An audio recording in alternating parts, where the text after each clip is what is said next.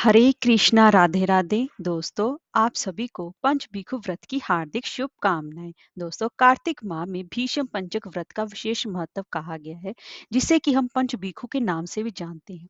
कार्तिक स्नान करने वाले सभी लोग इस व्रत को करते हैं और यह व्रत कार्तिक मास की शुक्ल पक्ष की एकादशी से लेकर कार्तिक मास की पूर्णिमा तक चलता है। और इस व्रत को करने से भक्त की सभी मनोकामनाएं पूर्ण होती हैं और जो भी इस व्रत को करता है उसे मृत्यु पश्चात उत्तम गति की प्राप्ति होती है और वह सदैव स्वस्थ रहता है।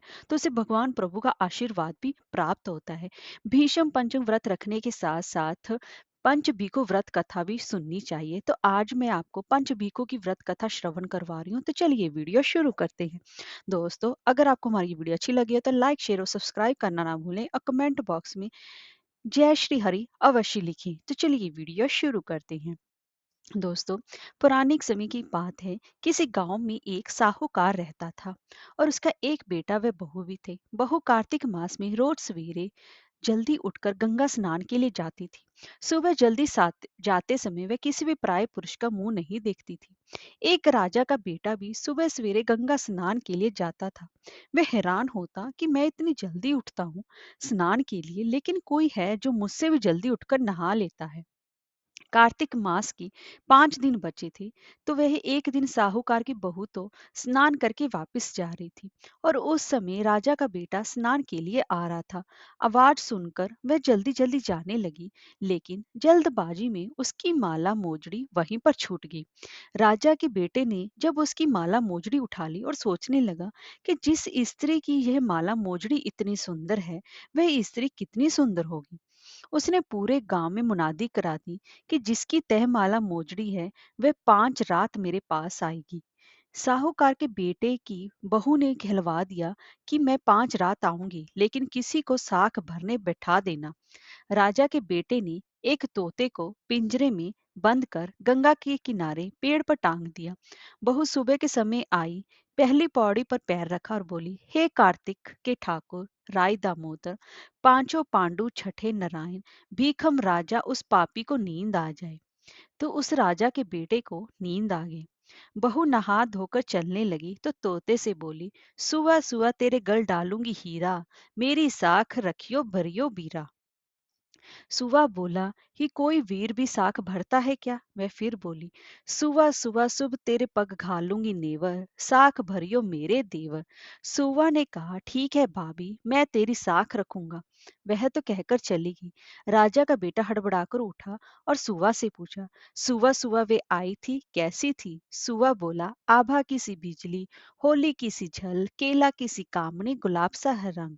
अगले दिन राजा के बेटे ने सोचा कि आज मैं अपनी उंगली में चीरा लगाऊंगा, इससे मुझे नींद नहीं आएगी।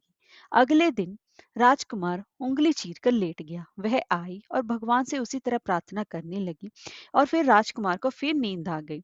वह स्नान करके घर वापस आ गई। सुबह राजकुमार ने तोते से फिर पूछा तो उसने वही सारी बातें दोहरा दी।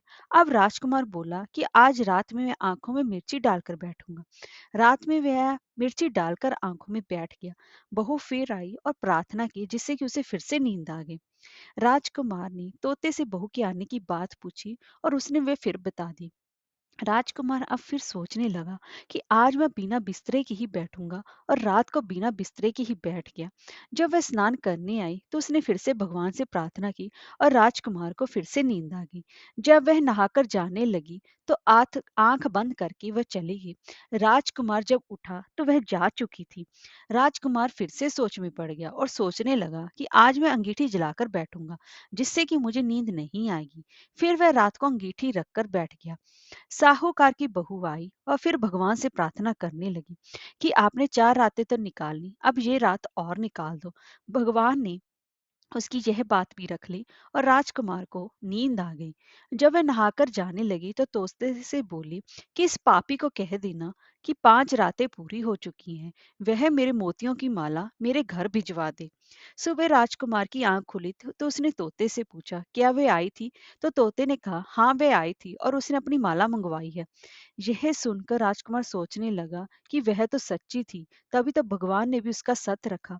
कुछ समय के बाद राजकुमार को कोढ़ हो गया। राजा ने ब्राह्मण को बुलाकर पूछा कि मेरे बेटे का शरीर क्यों जल रहा है। तब ब्राह्मण ने विस्तार से सारी बात राजा को बताई कि इसने क्या किया था। ब्राह्मण ने कहा कि इसने पतिव्रता स्त्री पर बुरी नजर डाली, इसलिए ये इस रोग से पीड़ित हुआ है।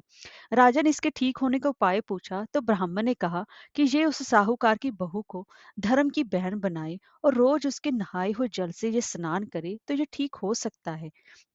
राजा साहूकार की बहू की माला लेकर साहूकार के घर गया और बोला कि ये माला आपकी पुत्र वधु की है, इसे ले और आपकी बहू के नहाए हुए जल से मेरे बेटे को नहला दे। साहूकार बोला कि वह तो किसी पराये पुरुष का मुंह तक नहीं देखती, आप उसे इस नाली पर बिठा दीजिए। जब वह ऊपर नहाएगी तब नीचे इस नाली के पानी से आपका पुत्र नहा लेगा। राजकुमार ने ऐसा ही किया और कुछ समय बाद उसका शरीर चंदन सा हो गया। हे पंच भीखु देवता, जैसे कि आपने साहूकार की पुत्र वधु का सत रखा, वैसे ही आप सबके सत रखना और सबकी मनोकामनाएं अवश्य पूरी करता। कहते सुनते हुंकारा भरते और सभी लोगों की मनोकामनाएं अवश्य ही पूरी करना।